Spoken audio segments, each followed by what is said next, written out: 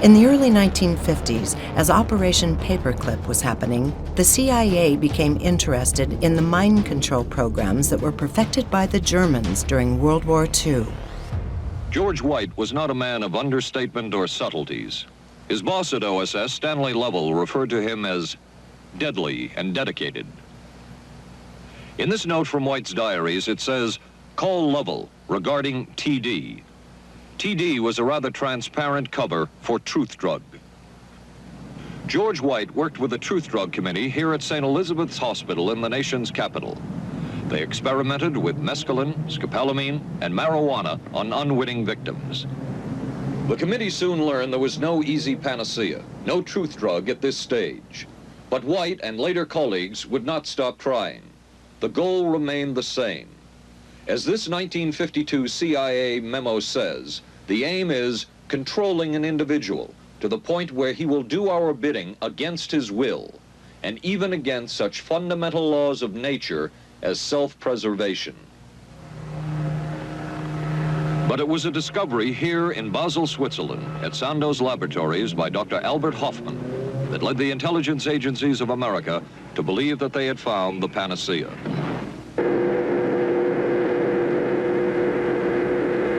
The discovery was lysergic acid diethylamide, LSD. The film that you see is considered by many experts to be the closest illustration of the effects of a hallucinogenic. It was one of the first times that anybody had run into a powerful drug that was different than anything else that they knew anything about. John Gittinger, recently retired chief psychologist for the CIA. This is the first time Gittinger has been interviewed publicly. We could disable a whole city by putting a very small amount on a water supply. After all of these years of us, those of us who were involved in looking for this secret drug, this was the only thing that began to look for the first time like it might be something like that.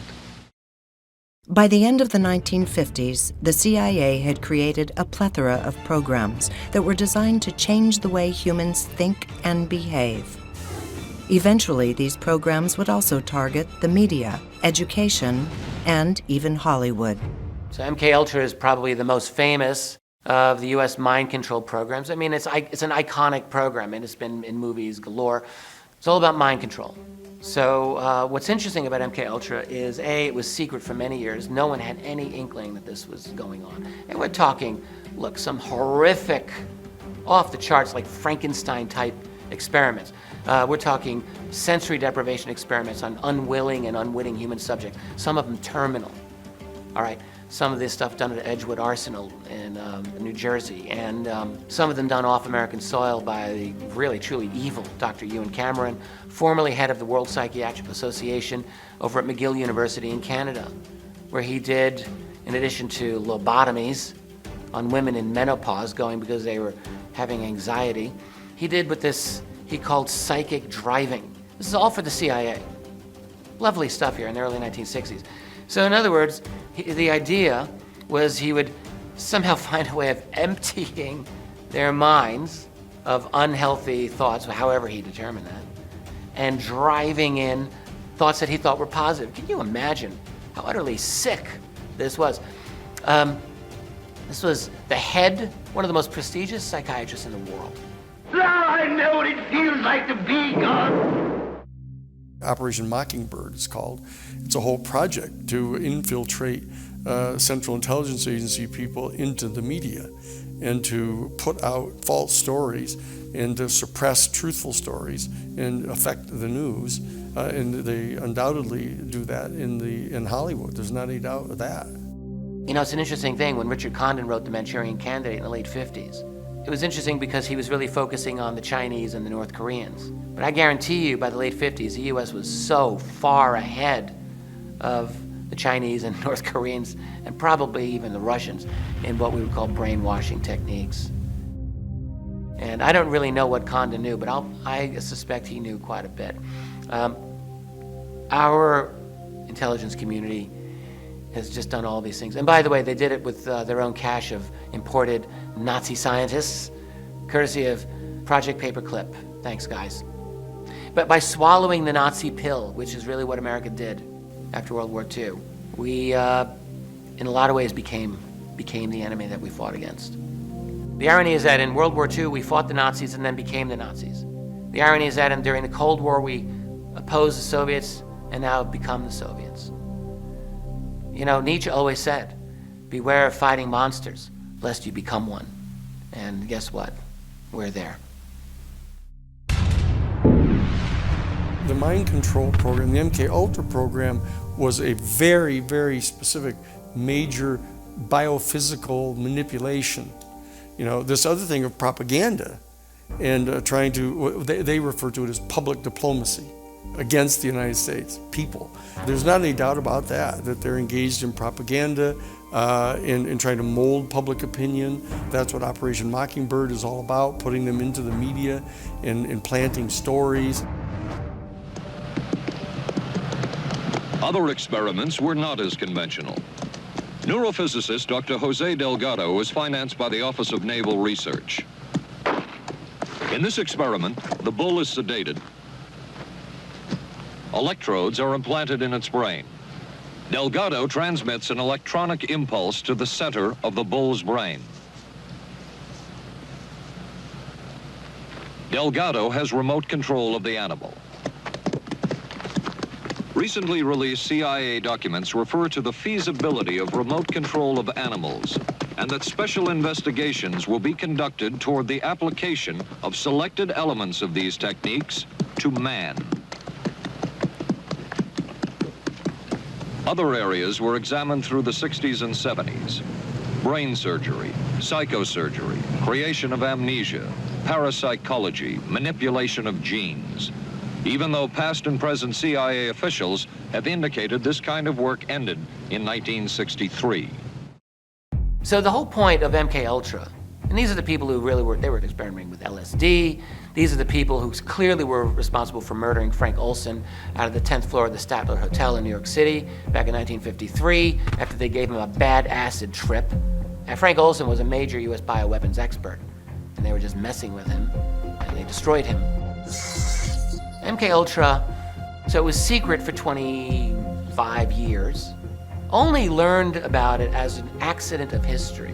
You realize we could very easily to this day have only rumors about MK Ultra. The only reason we know MK Ultra existed is because Richard Nixon abruptly fired CIA Director Richard Helms at the end of 1972 after Nixon got reelected. And Helms and he were not really close. He said, you got a month to clean out your desk. Helms had one of these moments where he thought, we've got a lot of secrets here we need to cover. And possibly foremost among them was MK Ultra. He told the head of the program, a guy named Sid Gottlieb, who was another Frankenstein evil scientist, he said, get rid of the evidence. He retired in 1973 and destroyed the records of this work. In sort of a valedictory letter, Dr. Gottlieb wrote that he and his colleagues had been able to maintain contact with the leading edge of developments in the field of biological and chemical control of human behavior. Dr. Gottlieb also testified before the Senate subcommittee, but from an anteroom where he could not be filmed because of what his lawyer termed health and cardiac problems. Dr. Gottlieb declined ABC News' request for an interview. Gottlieb did get rid of a lot of it, but he didn't get rid of all of it. And a researcher named John Marks, a couple of years later, found records pertaining to finances of MK Ultra and other connections and was able to put it together and wrote the first book called, I think it was A Search for the Manchurian Candidate. And from that it opened up and it was confirmed. So my point here is that we only know about MK Ultra by accident. This is how secrets do happen. They can go forever, sometimes beyond forever. The other thing about MK Ultra is the whole point of it was to harness the human soul, the human mind. And in fact, the American people acquiesce in that. They say, oh, well, you know, all's kind of fair in love and war. And, you know, and so that we've been in this big conflict with the Soviet Union and or now Iran or now, you know, the ultimate enemy of the weak, you know, kind of this Orwellian process of the national security state. They don't stop these things just because everybody finds out that it's horrible and they ought to stop it. They just say they stop it. There's a famous saying in Washington, D.C. that if an agency gets caught doing something awful, they'll change the room numbers on the rooms. And if it's really bad, they'll change the phone number. But they won't stop doing it. You've got to control people's perception. You've got to keep them in the perceptual box. And that's what this matrix does. It's a hijacking of human sense of reality, a fake reality, which again, you see the descriptions of it in the ancient world. And we need to see through this and fast and realize that we've not just been had, we've not just been manipulated, we've not just been perceptually enslaved, just a little bit. The programs were developed to fool the human race through the use of planted stories and fake news. But what about technological advances? One of the problems is that we have to become cognizant of what the capabilities are within the counterintelligence community and the intelligence community. And I remember in the early 90s meeting with a man who was in his 80s at that time. He's passed away since, who invented an electromagnetic system so that you could hook someone up to it, anybody, and they would be able to remote view through the electronic system, but interfacing with consciousness. Now, this guy said to me that was also had been turned into not just a passive viewing system, but an active weapons system, where you could then turn it around and target people with experiences that are 100% real. One of the interesting ways he put it to me, he says, look, he said, Dr. Greer, if we want to target you so you have a conversation with your personal God, Jesus, Buddha, Krishna, whoever, you'll believe it. You'll think it's real, and you will absolutely pass a lie detector test that it is real. It is that good. Now, that was 1956. So extrapolate into the 70s, the 90s now, what those capabilities are. Now, this sounds like an urban myth. It is not. And by the way, the only thing that Wernher von Braun warned about as being more dangerous than this so-called Project Bluebeam or false flag hoaxing an alien attack was the existence of these technologies in the hands of the worst kinds of people, and that they were being abused. So this gets into the question, I knew very well Dr. Fred Bell, who was a descendant of Alexander Graham Bell. And he was an MK Ultra baby, and was actually, his parents pretty much handed him over at a very young age to the intelligence community. And he went through this kind of programming. But he was a genius when it came to electromagnetic and weapon systems, and helped develop in the 60s. He said, we had platforms up there that would target ET craft and would hit them with electromagnetic scalar kind of weapons and knock them down. They'd fall right out into the Pacific. He says, we'd be there, yeah, we killed another alien ship. And it sounds like something out of a science fiction movie, but this guy was for real. Now, he had other things that he had learned in his training as an MK Ultra person, which I knew was completely not true, that were, let's call it, psychological conditioning responses, so that he would go along with weaponizing our relationship with the ETs. And he actually was totally brainwashed, and his mind was scrambled in his memory. But the things that he would say, which were completely false, he 100% believed, and I'm sure it was sincere. But these technologies that I'm referring to, that got quite well developed by the 50s, were set loose on him and people like him. It's almost as like if you had a super ocular rift system, but that didn't need a headset. But it was all, instead of electromagnetic and 3D virtual reality, it was all in consciousness, targeted with electromagnetic systems that would give you an experience, and you would absolutely think it's real.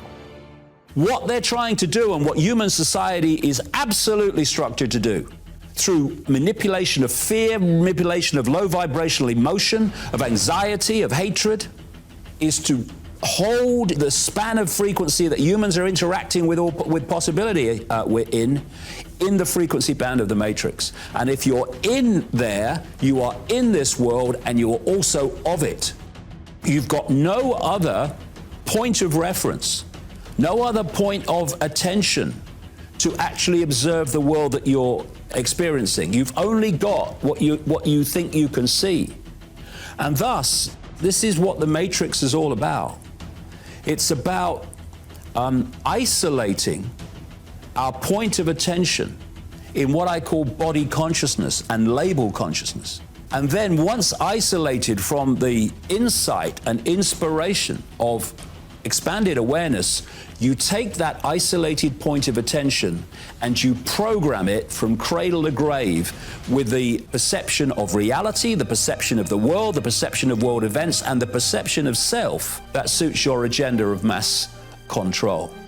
And let's be careful what we put out there as fact when it could be scrambled psychotronic gibberish from people who have been victims, quite frankly, or targeted by these very sophisticated consciousness interfacing electronic systems. Almost the entirety of humanity lives its life on what I call the postage stamp consensus. This is a tiny, tiny range of possibility, a tiny range of how things are that most people live their lives. Why? Because they come into the world and it's a perpetual motion machine, or what I call the perceptual motion machine. You come into the world, immediately your parents who've been through this programming system start to download that perception to you. Not out of malevolence, but they think this is how things are, so they pass them on to you. Very soon now, 3-4 years maximum, you're at a desk. You've got an authority figure representing the postage stamp consensus version of reality. Now this authority figure is telling you when you have to be there, when you can leave, when you can eat, when you can't, when you can speak, when you can go to the toilet, and all the way through your formative years, you are downloading the perception of reality that I call the postage stamp. You then go out at the end of this, having got into enormous debt at the end of it to pay for your own programming at college and university. Then you go out into the world and you go into politics, you go into banking, you go into science, you go into academia, you go into journalism, and you all take with you that core programming of reality, which I call the postage stamp. And then all these institutions confirm to each other that the postage stamp is actually real, the postage stamp is credible, and anyone that steps off the postage stamp is ridiculed and condemned in a way that is very much akin to prisoners in a cell, and one prisoner tries to escape and the other prisoners stop them getting out, which of course is part of that wonderful analogy of Plato and the analogy of the cave, which was a brilliant analogy of what I'm talking about here. And so people then 24/7 are getting their information from mainstream sources, and it's all from the postage stamp. So from cradle to grave, not only are we in this fake reality, we're decoding thinking it's real, but we are being programmed day after day after day from womb to cemetery to believe in a reality that is about that big, and that anyone who's outside of that is mad or bad. And this kind of brainwashing and propaganda, these old spy masters are amazingly good at. And I think we have to therefore guard human awareness as we go forward. And my only concern, the reason I left my medical career, was seeing that this huge problem needed to have some rigor brought to it, both for disclosure and the technologies, but also this concept of human consciousness and the future that should be a vision of abundance and infinite energy and universal peace versus endless war. And I think that's the existential choice we're facing. And we have to find a way to come together as a community and a people to assure that there's this good future that happens. And so in the end, the solution is not physical, not least because there is no physical. It's perception. See, what we're doing is we are interacting with this reality this quantum level of reality where all possibility and probability is waiting to be made manifest. And we are taking from that quantum possibility probability a frequency band of possibility and probability that relates to our sense of perception. Because if you think that you are little me, then the frequency you are operating on and the scale of that frequency is absolutely tiny. But when you self-identify and say, actually, I'm all that is, has been, and ever can be, having this experience, then you start to operate not only on a much higher frequency, but a much more expanded level of frequency. So now you're interacting with this quantum level of possibility and probability in a much more expansive way. And you're no longer operating within the frequency band, because that's what it is, of this matrix. You might still be perceiving it, but it's not, you're not being deceived by it, because you're no longer controlled by its perceptions, because you're somewhere else now. And instead of when you are in phantom self, little me mode, you're standing next to something and it's kind of fuzzy and out of focus and a reddish color, you're trying to work it out. You start to step back as you expand your awareness. Suddenly you're seeing, actually, it was a brick. And actually, the brick's part of the wall, and the wall's part of a house, and part of a street. And suddenly, as you expand your awareness by expanding your sense of self, that's how it's done. Who is the I? Ethel on the checkout, or all that is, has been, and ever can be. You're now at the top of the hill, and you can see the panorama. You can see the forest, if symbolically, because before you could only see the twigs. You're basically taking the headset off. You're taking the gloves off. You're taking the earphones off, and you're seeing what is there to be seen beyond the matrix, which is a frequency band. But everything we have ever believed, everything we've ever thought, everything we think we have ever perceived has been an illusion, a fake, a computer game to enslave our perception and sense of self. Therefore, it's no surprise that we live in a madhouse. This world is insane. The world is an inversion. Everywhere you look, the world's in an inversion. And what we have been manipulated to do, well, those that have not stepped off the stamp, they've been manipulated to believe that complete insanity is sane, and that people who are sane are insane. It's an inversion, and it's an inversion on purpose. It's an inversion that's systematic, and it's a version that must be righted if we're going to change this, because you do not change the road you're walking down by continuing to walk down it. You change by changing direction. Even more than that, you change by changing perception, and then everything changes. We can only be manipulated by operating within the frequency band that they manipulate. You see, we look at this world and we see it as physical, but the real deal is going on at deeper levels. It's going on at the waveform level. And what we're looking at as we look at this world is a movie screen. And you don't change a movie screen. It's a done deal. Sit at the screen. It's no good standing on a stage of a movie theater, screaming at the screen and telling the movie to change. It ain't gonna change. It's happened. We have to change where it's coming from. That's where changing our frequency changes everything, because we change where we're coming from. If we collectively can change our perception, we'll change the reality of which this is just a reflection. You know, people, they talk about protest and waving banners and all that stuff, which is exactly what the system wants. He wants divide and rule. But the way to change hijacked perception, which is creating this hijacked reality, is to change our perception so it's no longer hijacked. You know, it's difficult sometimes to get this across because, you know, it's kind of not what you normally hear. But we have to change perception to change the movie. And perception, when we change perception, it's changing our frequency. It's changing how we vibrate. It's changing what we're interacting with. And you can literally change perception and dismantle this. What the world is at the moment is a collective creation of collective human perception. It's just a feedback loop. Perception is experience, leads to perception, leads to experience. Coming out of the waveform world into the holographic world, perception, experience, perception, experience. If we change this bit, the perception, the experience changes. And you know, they don't work so hard to keep us in a low vibrational state. They don't work so hard to hijack our perception of self because it's a laugh and a bit of fun. They do it because without it, they can't control us. We should not think of ourselves as being human beings in a physical body being controlled. That's not who we are. That's just the projection that we decode.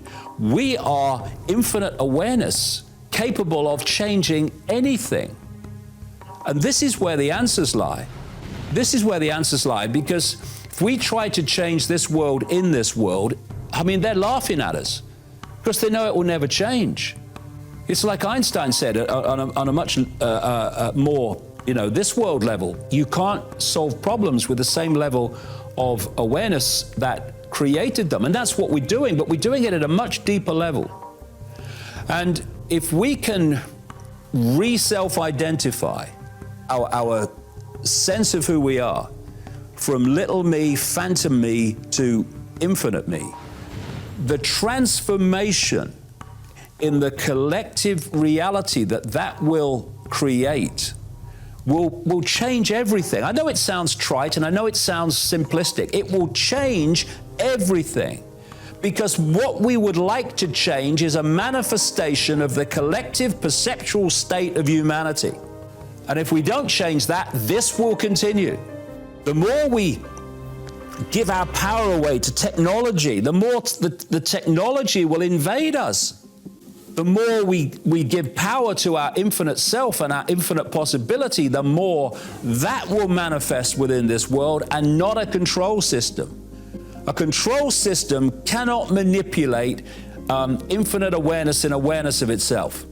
Because A, it sees through the manipulation, and B, it's operating on such a level of insight, such a level of wisdom, such a level of energetic power and perceptual power, manifestation power, that these entities that people think are so powerful, it's a fly in an elephant's back to awareness and awareness of itself.